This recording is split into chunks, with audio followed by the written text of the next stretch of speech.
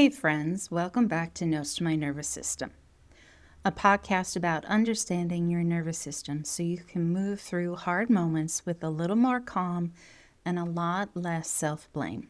I'm Erin, a mom, therapist, and creator of the Mind Circuit app. It's a simple nervous system friendly tool for moments when your body needs support before your brain can catch up. And today is very personal for Liz, Liz Martin, or North Carolina Lizzie, if I'm saying that right. That's right. It's coming up on a 1 year anniversary of being attacked at Chick-fil-A and then losing her father and her blood dog.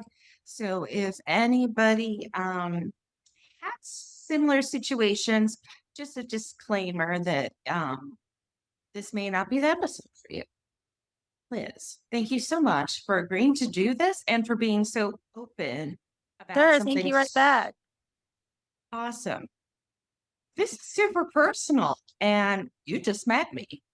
I appreciate this. True. I'm an open book, so it worked out better for both of us. Oh, good. Would you mind telling me and sharing with our audience what happened in Chick-fil-A and then the ripple forward effect and Sure. impact? Sure. And you forgot to mention we survived Hurricane Helene in there, so that was a little traumatic too. But with all the other stuff going in my life, that kind of wasn't nothing, that was like just the icing on the cake.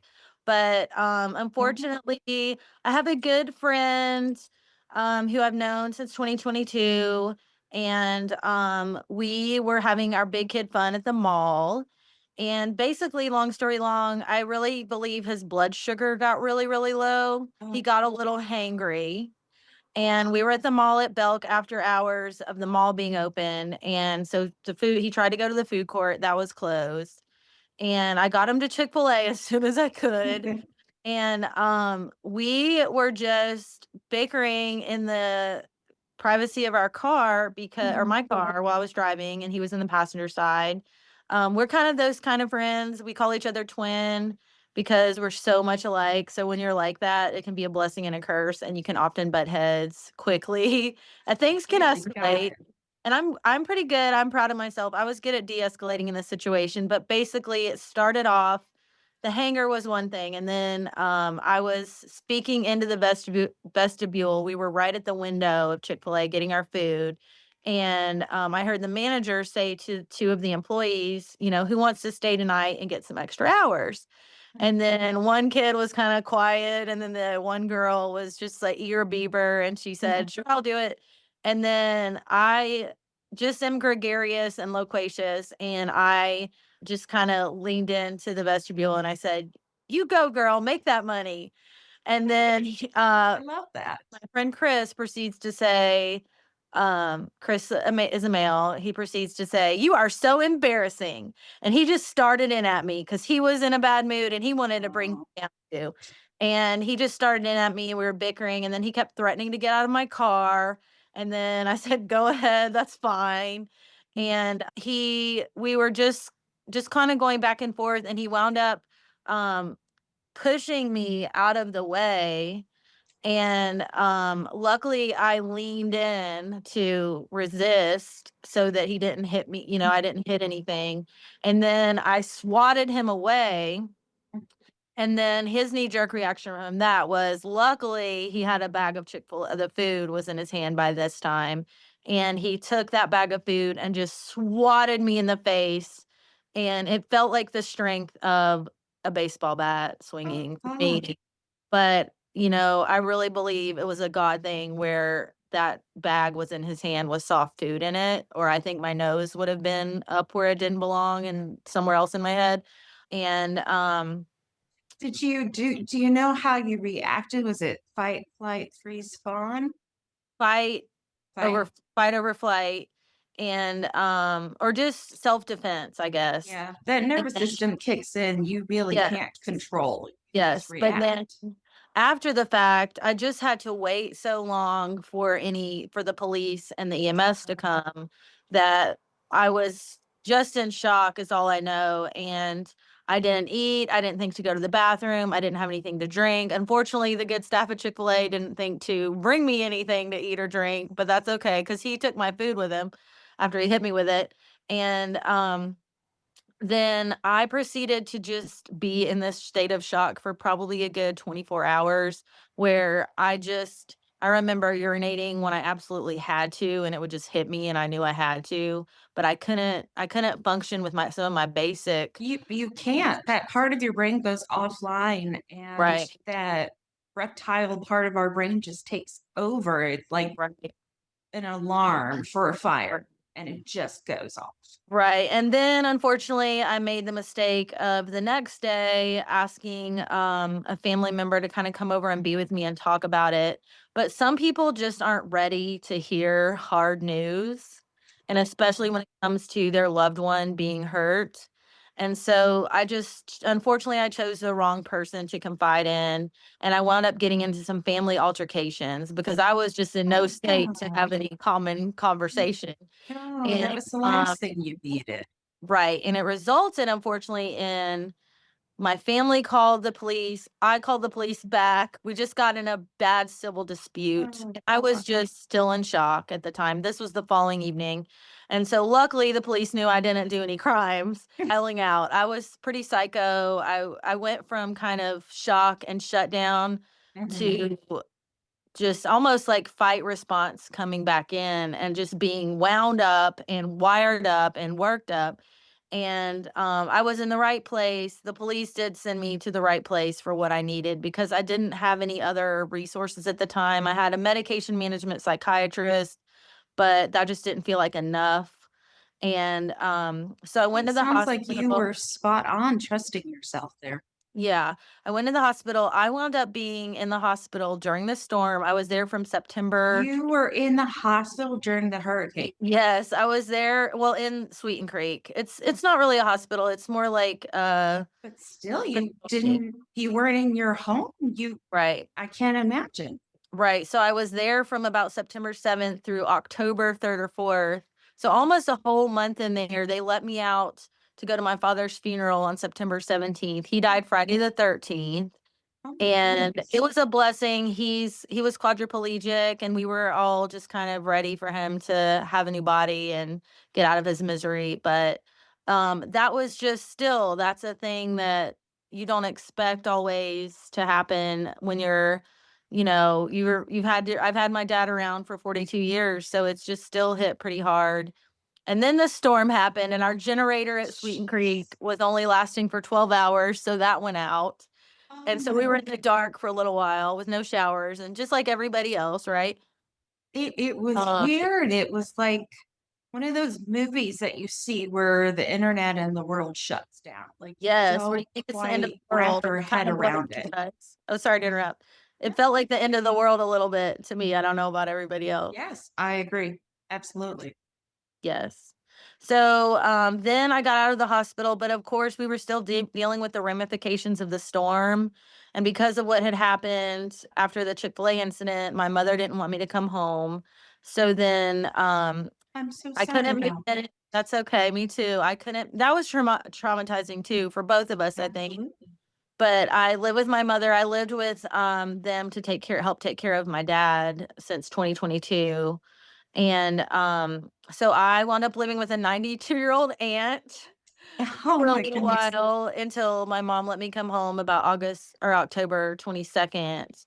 And then later that week, my poor dog, I have a lovely King Charles Cavalier. She was my ride or die, Oh, and she's my little so money pretty. maker. We got to work with a lot of brands. For those of you who don't know, I do some digital marketing on my Instagram. I've done things where I promote brands on my Instagram, and I either charge them or they send me fun product that I'm Mhm. already using. And my dog was so fun because we got to work together and promote brands, even like Martha Stewart was my Oh, last brand that we promoted before the pandemic. And she was just there with me till the end. She was almost 14, and I had her for 12 and a half years. And she's kind of the one thing that's the ache in my heart that I still wake up and sometimes I feel like there's something on the bed with me, but there isn't. She's not there anymore. And just that loss just kind of was the icing on the cake at the end of all that crazy trauma. And I like to tell people in Sweeten Creek, like my providers, I said, I mhm. don't think I have PTSD yet. I think I'm still in in it. current traumatic disorder, not post-traumatic disorder. Yes. And that lasted me a good couple months. It really did. What helped you to begin to get the safe I can't talk today, and that's okay because my listeners know I have speech impediment, Oh, well, I'm dyslexic. a former speech pathologist, so we got it going on. That's right. I read that about you. So what helped to bring a sense of safety back? Because you're not in your home. The home you Right. did eventually go back to with your mom didn't have your father. And then your your puppy, which is like a family member, Yeah. not She was there. my comfort, you know? She was my comfort and my strength, and I think what would have helped me feel safe again and help me just feel calm and comforted would have been her Mhm. presence for longer, you know? That would have really made a difference because what I feel one of my purposes is in the world is to just make people smile, either through the pictures I post on the internet or being kinda snarky and hopefully Mhm. witty. And, but also when that dog was on a leash with me and we were walking through town or the Walmart or Mhm. wherever we may go, I saw so many people smile just looking at her. And so that would always just bring me a feeling of service to others, of just that little thing of spreading smiles, right? Spreading joy. And without her, it was definitely difficult. And also, so many people were misplaced. I wound up staying in a FEMA provided hotel there for a little while. And so, in addition to everything else, I was out of my comfort zone. But I did manage to have one friend who was around and available.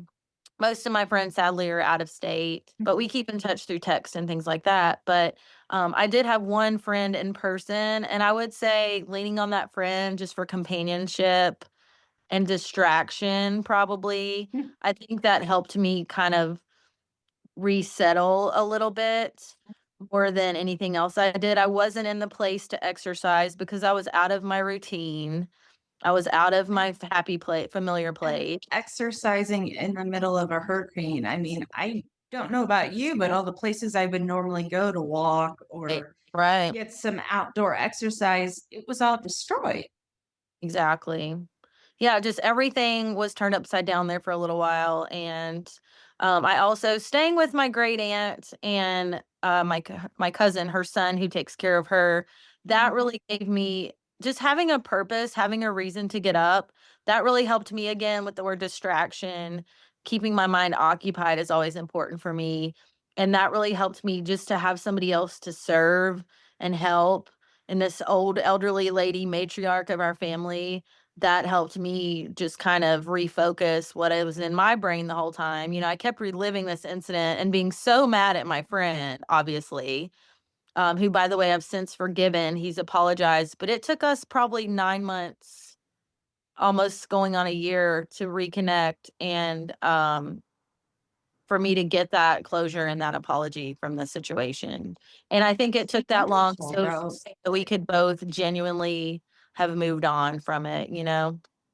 Repair Yeah, is not easy.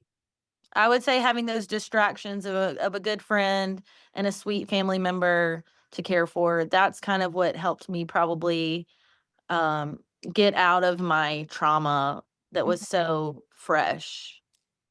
Can't even imagine going through all that with the hurricane. Do you feel like your nervous system is still stuck in that? Or do you think you're in the post yet? Have you noticed any shifts in your nervous system? Yeah, I don't think I'm still in that mode. I do feel like there's a shift, but I don't know how related it was, but I imagine it was pretty related. I went through probably a 6-month bout of depression earlier this year, I'm so and, sorry. thank you, and I think that was almost my body's way of just saying, "I need rest," and wearing itself d out and needing to have that time to heal, and, um I think just processing everything, having time to process everything probably was a big part of that depression spell. And I've noticed just in the last week because of things my father passed away a year ago. A couple days ago was that anniversary. And then I know it's coming upon the time when my dog passed away, October 24th. And so just this last week, I've been really feeling like these feelings are coming back up and Mm. it's feeling really almost fresh again. And so, but I feel like these emotions now are coming up in a more calm way and more like a little rolling hills instead of these giant mountain spikes that can really affect your nervous system when you're put into shock, everything's out of whack, right? And now I feel like since I'm in a more balanced place, I'm out of the depression. I'm bipolar, by the way. So that's something I like to talk about on my Instagram is just mental wellness and what to do when you're depressed and what to do when you're anxious and what to do when you're manic. And I've just finally gotten to a pretty good balance again with the rolling hills instead of the extreme highs and lows. And now that I'm feeling more balanced, it helps me to just kind of regulate my emotions more. And I don't feel so drastic about thinking about my dog, but it's still just, and my dad, but it's still just, it hurts. And I'm grateful though, girl, to feel sadness because when I'm depressed, I feel indifferent and I barely can feel any I've emotions. heard a lot of people talk about the depression being at its worst when they're numb, when they're Yeah, apathetic. it's the worst. Yes, I can't. It's just awful. But I mean, with the anniversary coming up, it's like an old scar. The wound may have healed, but the scar's still there. Yeah.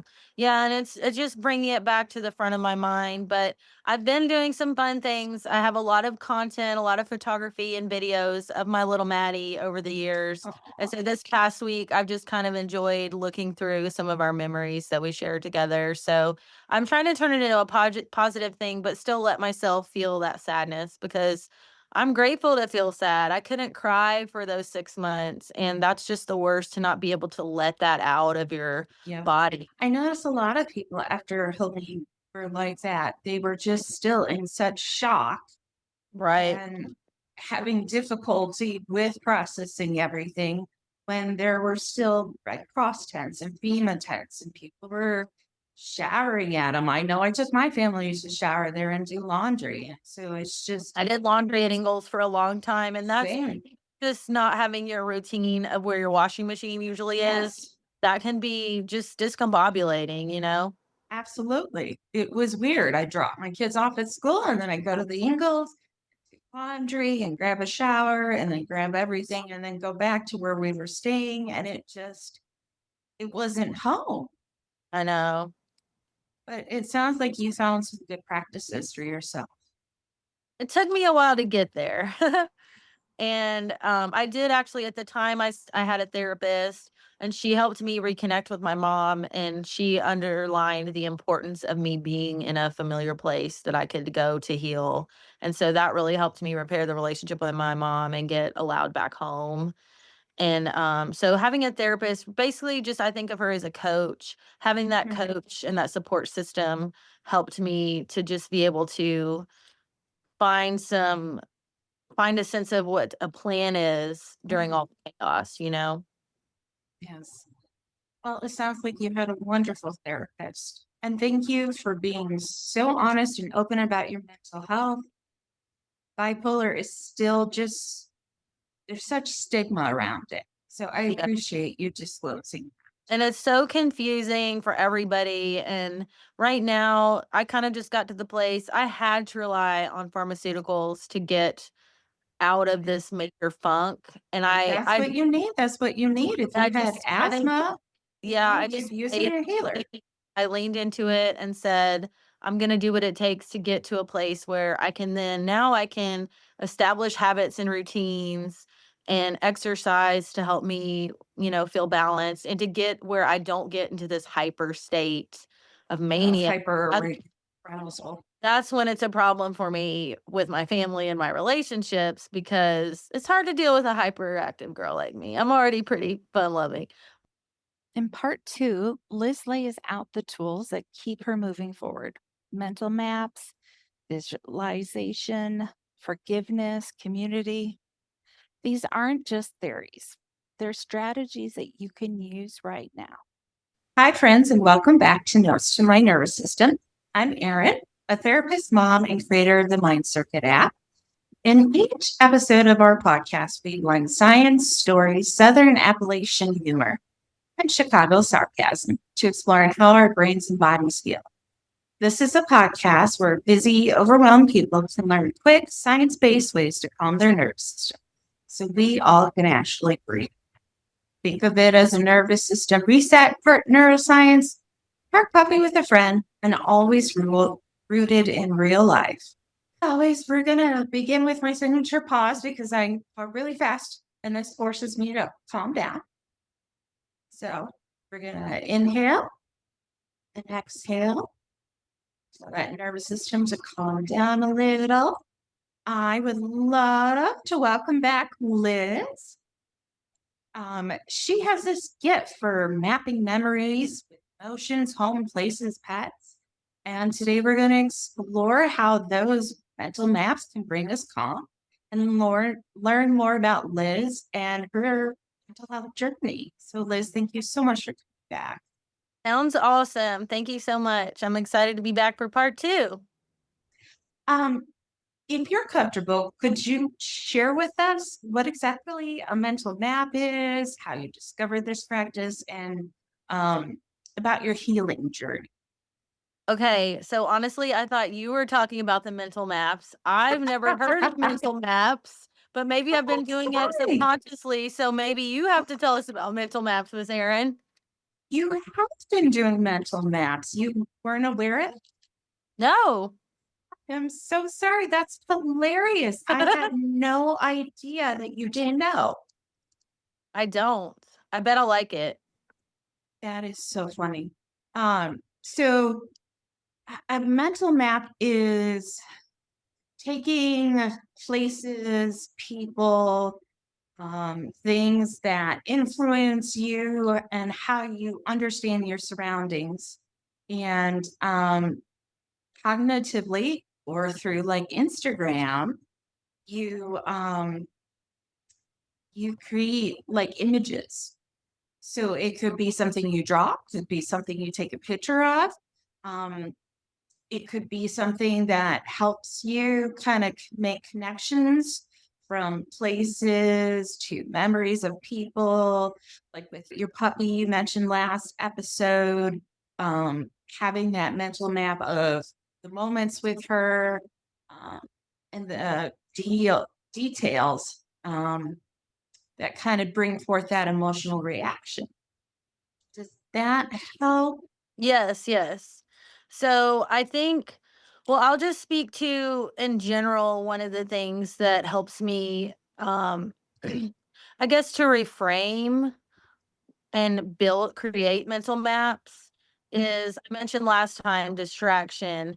But I think that can go either way. It can be a good coping strategy though, just to keep your mind occupied. And my mind for a long time after last fall and all the trauma that happened, my mind was preoccupied on replaying and replaying and replaying some of those instances and those incidents, and even being in the hospital and feeling like I was missing out on a lot of things that way. And I think honestly it takes time. I feel like time is a big part of being able to get to the place of having a strategy like mental maps, because it took time, but human connection and forging new relationships, because I lost a friend when I was attacked. I essentially lost that friend in my life for a long time until we were both ready to forgive and heal from it. And I was able to eventually replace when I was reminded of those things when I went to Chick-fil-A again after I was attacked there. Um, just forging new human connections and starting to have new memories. That's kind of helped me to have different visuals and different imagery that pops into my head That to makes perfect sense. You get those yeah, different connections to the different ideas and then how they relate to each other, which is right, totally a mental map. right. Um, Also, you going through and looking at the strength, everything that you experienced, figuring out where you needed support, all part of the mental map. Right. I like that. And I think for me too, even forgiveness and acceptance have been a big part of my healing, where without those things, without accepting that my father's time just came and he needed to pass on, or that same with my dog. We lived a long, beautiful life together. We just had the times of our lives. And I say she was the love of my life so far, fingers crossed. But, just having acceptance for those loved ones I lost and the things in community and nature that we lost during Helene, and, just being able to have acceptance, I think, that led me to be able to have forgiveness and feel a new sense of, I have a new life now. I've lost these loved ones and our life is different. Our nature is different here in Asheville now. And so I think just, acceptance and forgiveness have really gone a long way toward my healing, and to make those things that pop into my head now aren't so harsh and ugly. Um, with acceptance comes just a sense of security and calm and peace, I think, that makes it easier for me to focus on the new memories I have or the old memories I have, but think more of the positive memories than the negative ones. And so I think, yeah, I've just gotten back to place of calm and contentment. That's beautiful. All that, just explaining where you were, the things that led you there. That is a verbal mental map. And if you like drew it and made it pretty, which I wouldn't do because I would have stick figures saying what your strengths are, the things that you were working on, what the outcome was, and being able to look back on that, on the progress, on your journey, and Mhm, see how far you have come, which is mhm. not an easy thing. And we, for whatever reason, we don't take the time to do that. We don't take the time to look back and recognize all the work we've done. I was just going to mention the word time and kind of remind people that all of this takes time. As much as you'd like to be out of your PTSD or out of your place of depression, I think that it takes a lot of patience sometimes and a lot of time, or the right amount of time, to get to that place where you can examine your strengths again and focus on, creating new pathways in your mind of how to refocus and reshift your framework. Now, what led you to discover that you had bipolar? What helps you to be able to have the tools to call it out for what it is, feel comfortable speaking about it? Because there are many, many Americans and many other individuals throughout the world who either they don't want to recognize they're having issues with mental health as if it's different from physical health, or they don't have the vocabulary to be able to explain what's going on emotionally. Yeah, I think the reason for that is because there's still so much stigma. And I think the stigma, I will say, depression is one of those things you can almost ignore somebody and just pass them by when they're depressed. But Oh, when I'm manic, and if everybody doesn't know what that means, it's basically super duper hyped up, a little Kanye West vibes, maybe some delusions of grandeur, maybe spending some dollar bills, and, people assume about me, I've heard this before, people assume about me and others, I think, that you're off your meds because 'cause you're kind of off your rocker when you're manic, but people have thought that I'm off my meds. I've never been off my medication for bipolar, unless it was approved by a psychiatrist. There's been times in the past where I've been able to get into good habits and routines and set exercise as a priority, and things that can keep me stable and balanced without medication is great, and that's my preference. But my bipolar disorder, basically for men, I think it can show up when you're younger, and for women, it typically can show up late in your later years. I believe I was about 37, but it also can really be coincided with, or can coincide with, a traumatic event or a big life change. So for me, that was my ex-husband left me fall of 2019, and we had a 3-month trial separation. And then in January of the following year in 2020, right before the pandemic, like 3 months before, Mm. he told me he wasn't coming back home. And after 3 months of depression, after he first left, it just kind of, it was like something kicked in my body, and I just became super hyper, wasn't sleeping, super ready to make things happen because I said, I know, that I wasn't put here to just live this great life and then all of a sudden have it taken away. I know God wouldn't just do me dirty like that. And so I just, I had a lot of faith that helped me at the time, faith that things would get better, faith that there must be some other plan that I haven't thought of yet. And but that event of getting divorced and being left behind, also it gave my dog major separation anxiety, major PTSD, I think, Oh, of and course, that rejection, that betrayal, the yeah, loss. and the physical loss of his absence of, a two-parent home where he was the playmate and I was the disciplinarian actually. But sorry, I got on a tangent. No, I love tangents. Yeah, So squirrels. you I was triggered into this event of mania after my husband left, and I had been previously diagnosed with kind of again the rolling hills instead of the high and low extremes.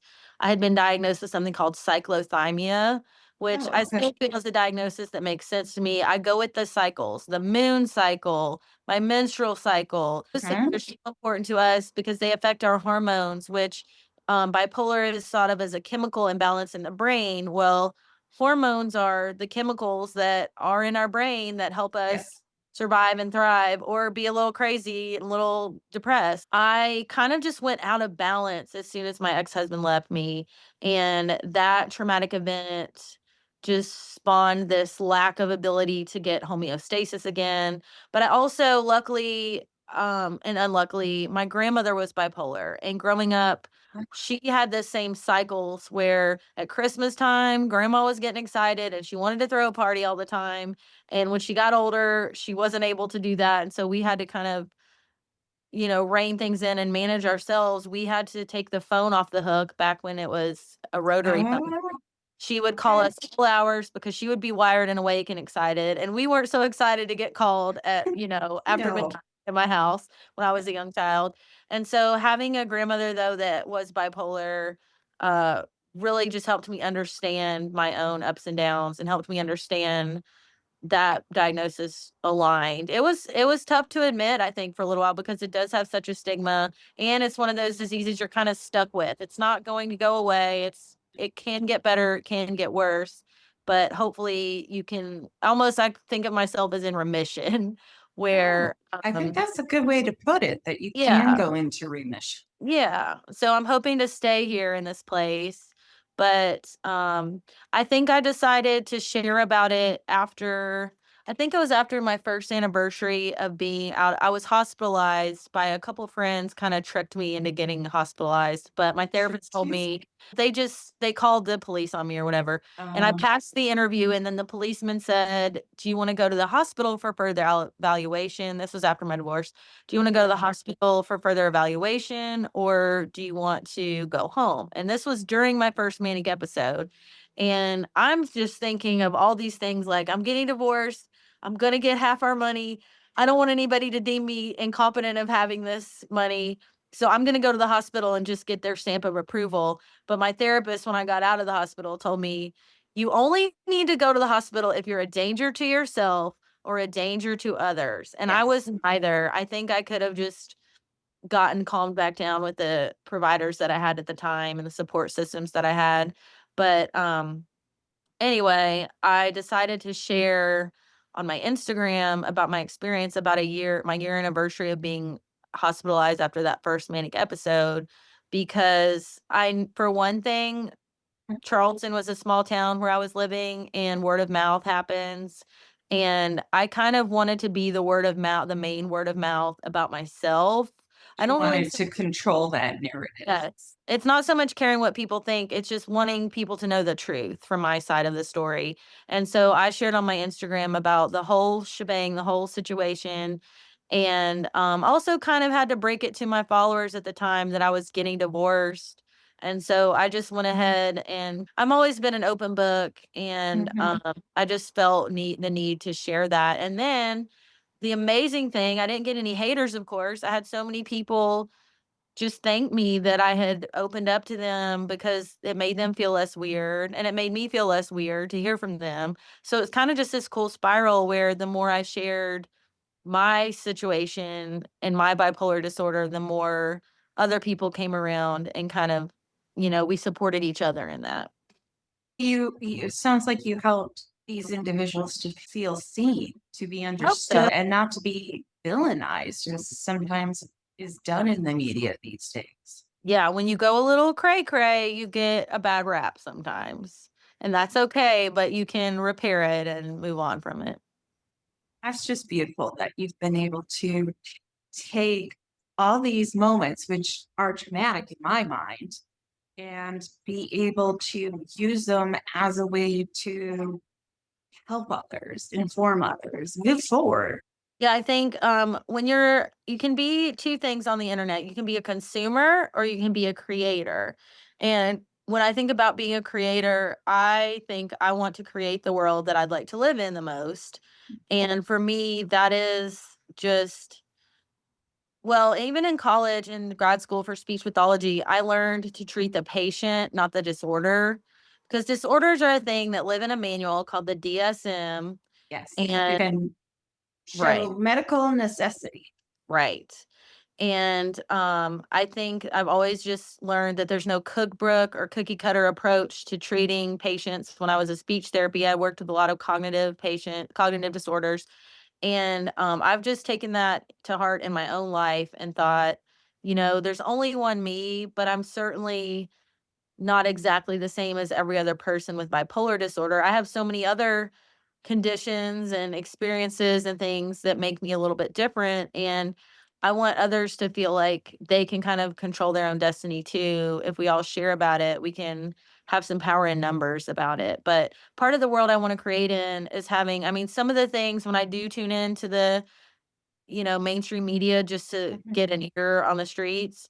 I'm shocked sometimes at some of the things I've heard about people, that are having manic episodes, especially during the pandemic. Like, it's pretty normal to have a freak out and a nervous breakdown when you're stuck in your house for however many Yes. months and Oh you my have to God, check on yes. this.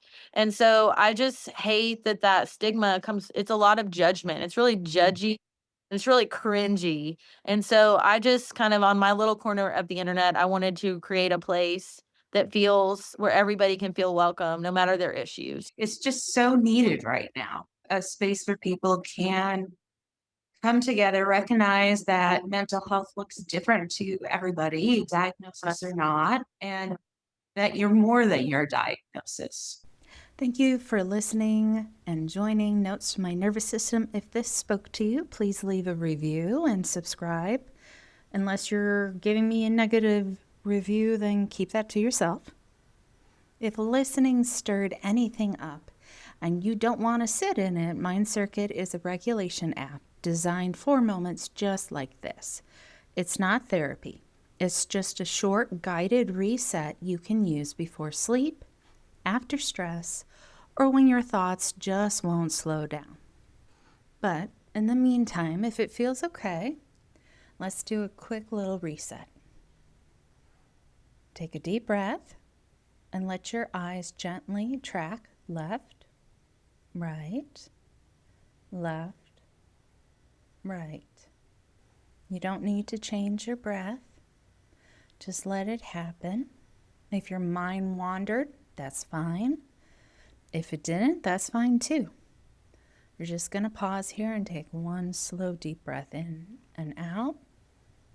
And again, let your eyes gently track left to right, back and forth. Left, right, left, right. And now you can come back to whatever's next in your life. And as always, please be kind to your own wiring.